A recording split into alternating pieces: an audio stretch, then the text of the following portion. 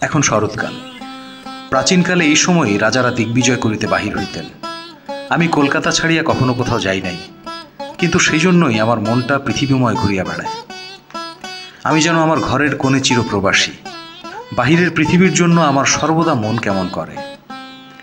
একটা বিদেশের নাম শুনিলেই অমনি আমার চিত্ত ছুটিয়া যায়, তেমনি বিদেশি লোক দেখিলেই অমনি নদী, পর্বত, অরণ্যের মধ্যে একটা কুটিরের দৃশ্য মনে উদয় হয় এবং একটা উল্লাসপূর্ণ স্বাধীন জীবনযাত্রার কথা কল্পনায় জাগিয়া ওঠে। এদিকে আমি এমনি উদ্ভিজ্জ প্রকৃতি যে আমার কোনটুকু ছাড়িয়া একবার বাহির হইতে গেলে মাথায় বজ্রাঘাত হয়। এই জন্য সকালবেলায় আমার ছোট্ট ঘরে টেবিলের সামনে বসিয়া এই কাবুলিওয়ালার সঙ্গে গল্প করিয়া আমার অনেকটা ভ্রমণের কাজ হইত। দুই ধারে বন্ধুর দুর্গম, দগ্ধ, রক্তবর্ণ উচ্চ গিরিশ্রেণী, মধ্যে সংকীর্ণ মরুপথ, বোঝাই করা উষ্ট্রের শ্রেণী চলিয়াছে।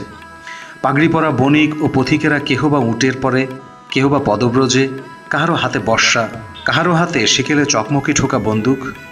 কাবুলি মেঘমন্ত্র স্বরে ভাঙা বাংলায় স্বদেশের গল্প করিত, আর এই ছবি আমার চোখের সম্মুখ দিয়া চলিয়া যাইত।